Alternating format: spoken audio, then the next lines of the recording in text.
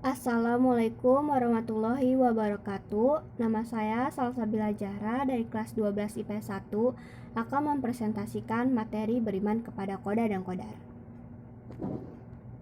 Qadar dan Qadar sering dikenal sebagai ungkapan lain dari kata takdir. Takdir merupakan suatu yang berkaitan dengan kehidupan itu sendiri.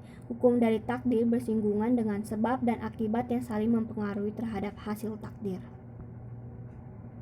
Qadar secara bahasa bermakna ketetapan, keputusan, pelaksanaan. Pengertian secara etimologinya menjelaskan bahwa qadar merupakan suatu ketetapan, keputusan, pelaksanaan atas umat manusia yang telah ditetapkan oleh Allah pada zaman azali. Qadar secara bahasa bermakna sebagai ukuran atau pertimbangan. Secara etimologi menjelaskan bahwa qadar merupakan suatu ketetapan Allah berdasarkan ukuran pada setiap diri umat manusia sesuai kehendaknya pada zaman azali.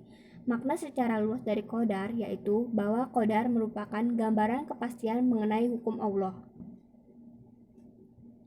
Ada beberapa perbedaan atau arti dari qada dan qadar, diantaranya seperti di bawah ini. Qada yaitu keputusan atau hukum menurut surat An-Nisa ayat 65. Menjadikan atau mewujudkan menurut surat Fussilat ayat 12. Kehendak menurut Ali Imran ayat 47. Perintah menurut surat Al-Isra ayat 23. Qadar yaitu mengatur atau menentukan sesuatu menurut batas-batasnya menurut surat Fussilat ayat 10. Ukuran menurut surat Ar-Ra'd ayat 17. Kemampuan atau kekuasaan menurut surat Al-Baqarah ayat 236. Dalil tentang qada dan qadar. Mempercayai qada dan qadar itu merupakan hati kita. Kita harus yakin dengan sepenuh hati bahwa segala sesuatu yang terjadi pada diri kita, baik yang menyenangkan maupun yang tidak menyenangkan, adalah atas kehendak Allah. Sebagai orang beriman, kita harus rela menerima segala ketentuan Allah atas diri kita. Di dalam sebuah hadis, Allah berfirman yang artinya, siapa yang tidak ridho dengan qadaku dan qadarku, dan tidak sabar terhadap bencanaku yang telah aku timpakan atas, maka hendaklah mencari Tuhan selain aku. Hadis riwayat Tabrani.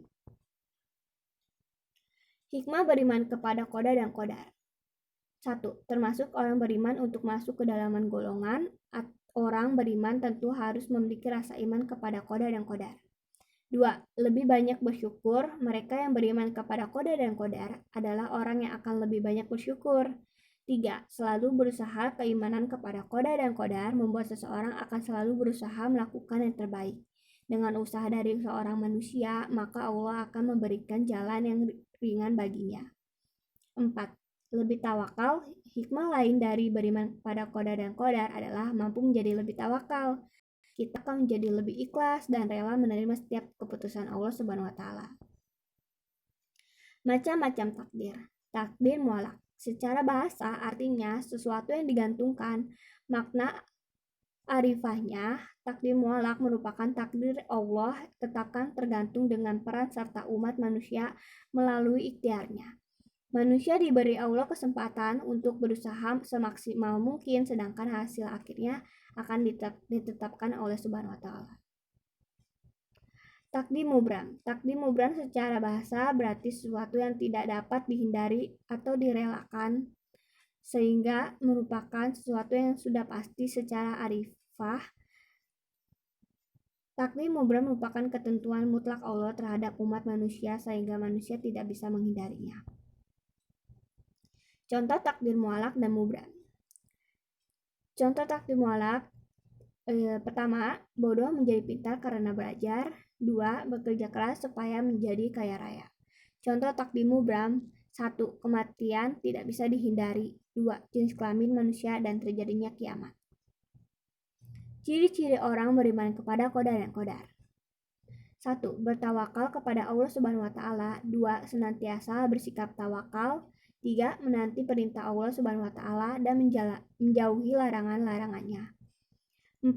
Senantiasa bersabar. 5. Rajin dalam berusaha dan tidak mudah menyerah atau putus asa. 6.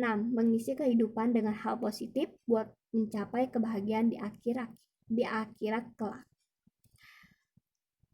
8. Selalu sadar dan menerima kenyataan. 9. Selalu bersikap optimis bukan pesimis. Fungsi beriman kepada koda dan kodar: mendekatkan diri kepada Allah Subhanahu wa taala, mendidik manusia buat senantiasa berusaha atau berikhtiar, mendidik manusia buat senantiasa sabar dan tawakal, mendidik manusia buat tidak bersikap sombong atau takabur. Sekian presentasi dari saya. Wassalamualaikum warahmatullahi wabarakatuh.